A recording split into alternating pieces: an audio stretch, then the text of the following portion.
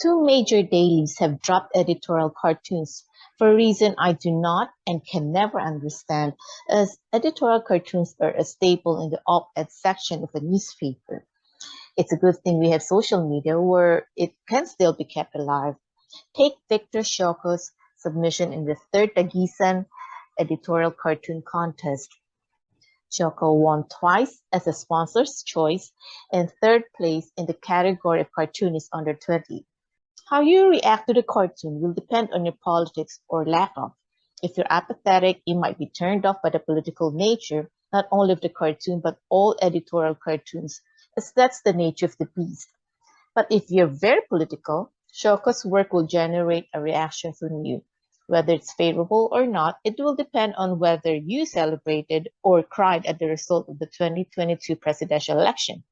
Our society is divided in believing if martial law was our country's dark age or the golden age. Sad as that might be, at least, in the very least, nobody's denying it ever happened, like how some people deny the Holocaust ever happened. Books on martial law are laid on top of another on what looks like those cheap collapsible plastic tables. They are stacked up high and only captive books open in the middle and placed like a triangle roof of a house. We see a woman with long hair and in a gown wielding a huge pencil like a sword weapon, calling to mind how the pen is mightier than the sword. As she is labeled as a fact checker and a historian, I assumed she was an academic, a journalist, or an author. But looking closer, I realized that she was a nun. She has a rosary swinging from her waist as opposed to dangling in her hand. This is not the nuns of the 1986 EDSA revolution who stopped tanks on their knees. This is a nun from 2022 who is willing to do battle, not just stop a tank that has the hypnotic power of the movies as its weapon to revise history.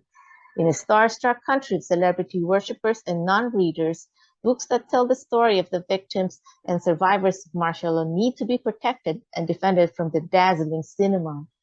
The tank is called MIM and has already claimed the victim. We see blood splattering underneath it. Pages and books fly all over with a gadget laying inches from its departed owner. The tank may have claimed the life, but the pages, books, and gadget remain intact. And so are the books on the table. Can the nun stop it, or will she go the way of the tank man from the 1989 Tiananmen Square protest, who only had a shopping bag to obstruct the path of free tanks? To this day, no one knows who he is and whatever happened to him. But we all know what happened that fateful 4th day of June. May the Lord help our nation. Truth is essential. Art is essential.